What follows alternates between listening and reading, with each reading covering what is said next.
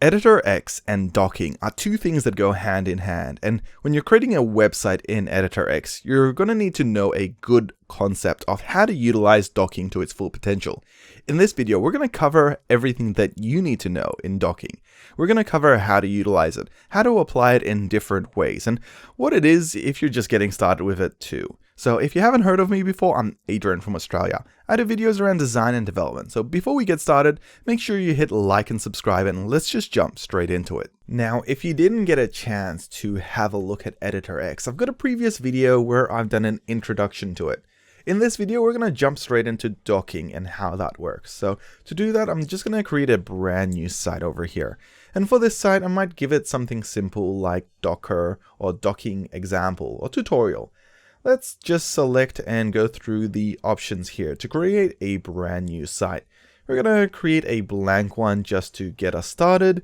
And I'm just going to select this one here from scratch. Once we begin, we'll have a look at exactly what docking is. Now, if you haven't heard of docking, it's a way that you can place elements inside your editorx sections and columns and grids. What it does is essentially place them in a position depending on how many units it is from the left or the right. And these units can be anything in particular. They can be in percent or in pixels. And let's jump in and have a look at what I mean. So here we've got our blank canvas, and I'm going to select to place an image in here. We've got an image here of this mountain, which I'm going to resize down. And when we place it in here, we already see that docking has been applied. When we select the item, we have a little line here, a blue line that's going from the top to the bottom. And here one from the left to the right. This is our docking. We can also see this on the far right here of the menu. There is a position here that says it's docking, currently positioned from the top and the left. And we've got the little word here that says docking too. We also have a few units in here. We've got the current margins, and we can see the docking margins of how they're being applied in here. So we'll take a closer look at how this works a little bit later. But for the time being, when we take a look, we can see that there is even a unit measurement here from the top as I'm moving it up or down. Right now, the unit measurement is 50 pixels of docking here from the top. And from the left, it's about 3 to 5%. So this is how our docking is being applied.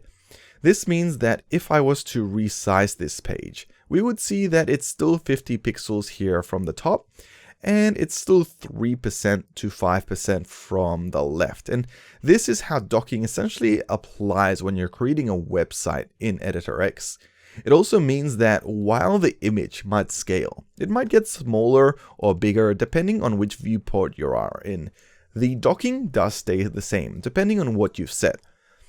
If we wanted to change this, if we wanted, for example, this to be units from the left, 100 pixels, say, then the docking will apply a little bit different. We'll notice that the docking makes the image almost seem to stay exactly how far it was from the left. Whereas if we did something more like a percentage, say 10% from the left, that 10% will seem a lot smaller as we go down in our viewport. This is just a quick example of how docking works differently, depending on the type of unit you're applying. There's more to this too. For example, if we were to move this to the very bottom here, then this is essentially being applied as part of docking. But say we wanted to move the docking to the bottom of the section here, we can remove this line here at the top. And instead, we can place this line at the bottom by selecting on the right here on the attributes options to dock from the bottom. Now what we'll see is that we're docking both from the top and from the bottom when we select it. So what I'm going to do is I'm going to unselect the top section, and now we're just docking from the bottom. In this case, I want to do a percentage, and I'm just going to do about 5% from the bottom and 5% from the left. Now when we resize, we can see that the docking essentially changes the image based on this percentage, and this is essentially how docking can be applied in different positions, so to speak. There's another thing we can do here too. We could apply it from the left and the right. So if we were to do that and we apply it from the left and the right, we'll see that our image constantly has 5% from the left and 5% from the right in its docking attributes. So the image, of course, has to get smaller in order to meet those measurements.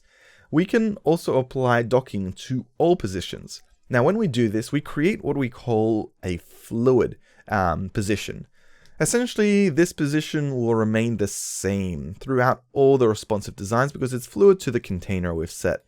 We could expand this out to create a fully stretched fluid image that is also responsive no matter what size you're into.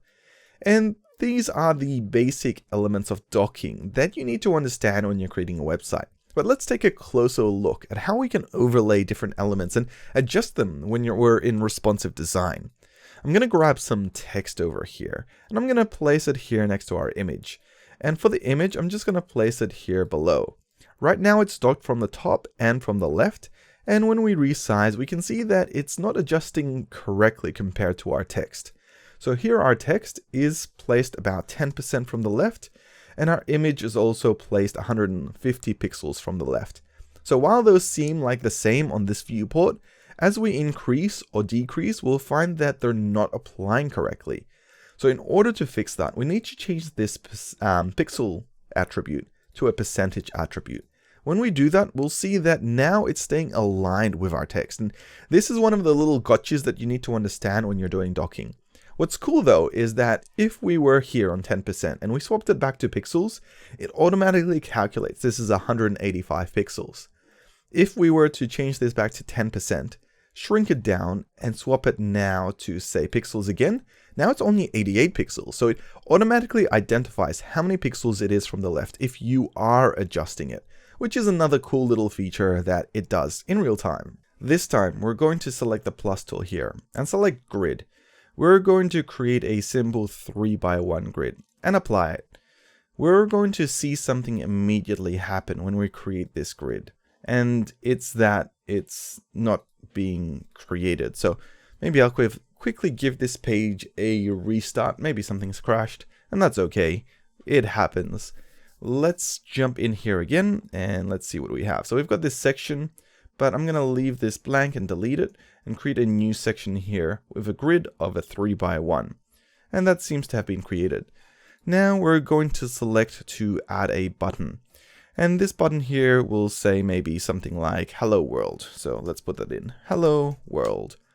Beautiful. I'm also going to make this button a little bit bigger. So let's grab the text here and let's make it say 64 pixels. So that's a nice large size. Now this button here, we'll see that it has docking settings applied.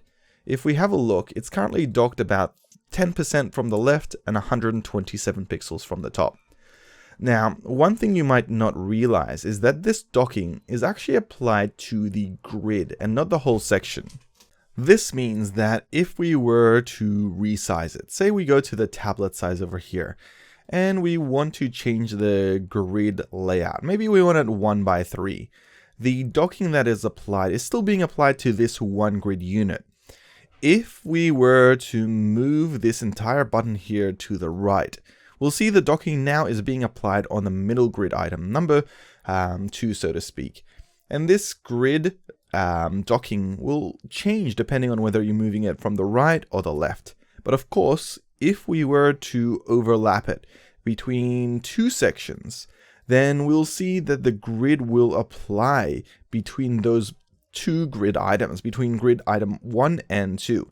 Now this is sort of how the docking happens when you're working between multiple grids in a section. When we resize, we'll see that this no longer applies because the responsive design has taken care of that. But if we're in this desktop version, then we'll see that that has applied once again. If in the tablet version we were to apply it over here and dock it also from the bottom, we can see that it's again overlapping between grid item 1 and 2. So we do have that option to overlap between two different grids, and as soon as we move it across to one grid, we'll see that it applies only to that one item. This, of course, is just an introduction to how docking works in editorx, and there's a lot more to it as well, but at least this should get you up and running. we're going to be building out different features and elements and taking a look at editorx in a closer microscope in future videos. And we're going to also be implementing docking all along the way. So hopefully this first introduction to it should give you an idea of what's going on in the background. But of course, if you want to see my earlier video on how editorx works generally, you can check it out in the link up here. And otherwise, I hope you guys enjoyed this one. If you did, hit like and subscribe, and I'll see you in the next one. Thank you.